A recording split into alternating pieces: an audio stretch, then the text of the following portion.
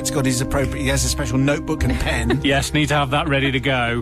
Just making notes as we go through. Always the pro. Lily sends in tonight's confession. Thank you, Lily.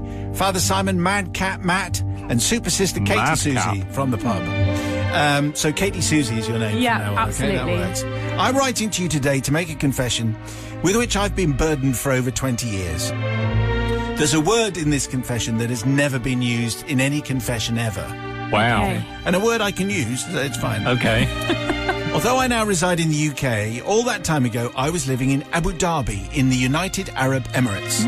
My husband's job had taken us there, and as I am a teacher, I was soon able to find work in a lovely primary school. Now, that time, Abu Dhabi was a lot smaller and less well known than it is today.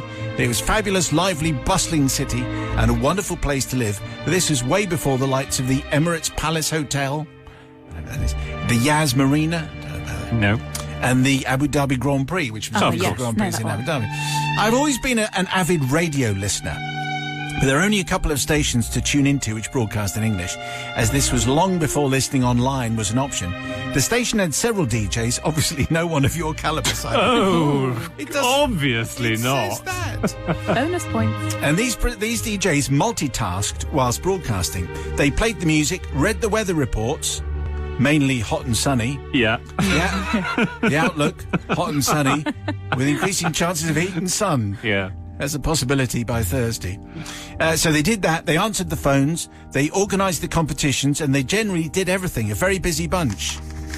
I am in no way suggesting that this would be an appropriate staffing level for a station as fabulous as Greatest Hits Radio. Of course not. Okay. Well, at the time, I loved a competition, Father Simon, and I had been lucky enough to win a few times. When the floating bookshop came to town, which was run by a charity, I won a voucher for knowing that they had books on board in 142 different languages. In truth, I rummaged in my school bag and found the answer in my paperwork for the class trip to the ship, which I was organising for the following week. On another occasion, I won a meal for two at a super Spanish restaurant. As the food was covered by the voucher, my husband and I spent our money on drinks and enjoyed some special lemonades. So, it was the weekend, and I was in the car and on my way to complete the weekly shop. I turned on the radio and caught the tail end of an announcement of a new competition. My ears pricked up. The prize was to have a chef from one of the local hotel restaurants come to your house and cook you a terrific, tasty meal. In his broad Kiwi accent... Oh! Here we go. Go for it, Simon. Yeah. The DJ said... All right, mate. So, now, look, good day. All you have to do is call me at the radio station and tell me the most unusual thing, all right, that you have in your fridge. Okay, just saying good day doesn't make that... Definitely doesn't make it Kiwi. I can't do... Well, I can't do any of them. No. But, you know...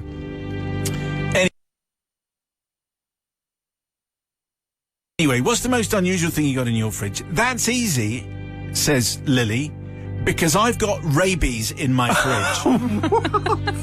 There you go. That's the word that's never turned up before. Okay.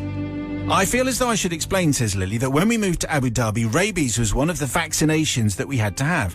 It was delivered over a course of 3 injections. We had the first 2 before leaving the UK, but needed a 3rd dose 6 months later. So we were given our vaccines to take with us, and we were told to keep them in the fridge until needed, but to make sure they were kept well away from cheese or any chili sauce. I mean, obviously, because you don't want them contaminated. This cheese would beat rabies in the fridge as an unusual fridge item. Within a few rings, DJ Kiwi answered his own phone. Again, it's poor staffing levels. Surprisingly, he wasn't impressed with my rabies in the fridge anecdote. It turned out he wanted a list of unusual ingredients to cook with, not just weird things that weird people kept in their fridges. Mortified, I rang off, pleased that at least I wasn't on the air. However, my relief was short-lived. After the ad break, DJ Kiwi comes on again. G'day, all right, mate? He mentions the competition again, and after explaining the rules, found it absolutely hilarious to say, now don't do what Lily did. She called in to say that she had rabies in her fridge. I mean, come on, good day. Good day. I was very embarrassed, but this is, Father Son, where it gets expensive. I need to seek forgiveness, obviously, from overworked DJs who had to put up with gormless folk like me, who didn't listen as attentively as they should have done. I would also like to beg forgiveness from my husband, who heard from many of his friends and colleagues saying, "Was that your wife who was mentioned on the radio the other day?" But most of all, I would like to humbly beg forgiveness from the poor woman who was at the dentist that morning, about to have root canal work, when her dentist suddenly burst into loud and terrifying maniacal laughter, and then dropped and broke his drill. Oh! The small, shiny, high-pitched one that makes you howl.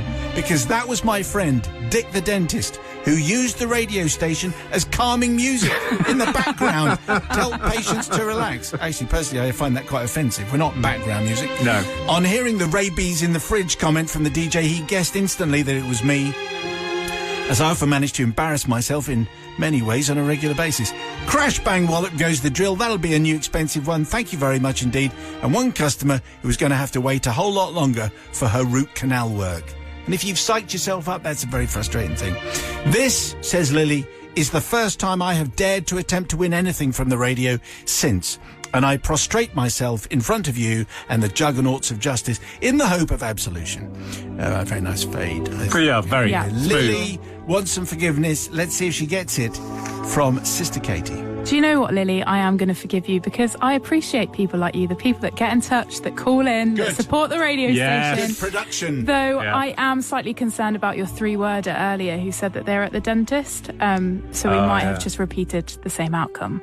Yes, yeah, I can see what you're saying there. Okay, brother from another gutter. So, things to keep in the fridge. I remember going to a house party many years ago with my camera, and I'd left my camera at this party, and then it turns out the camera had been put in the fridge for 3 months, and nobody'd seen it. So, keeping things in the fridge, rabies in the fridge, disposable cameras in the fridge, what on earth is going on? I'm going to forgive.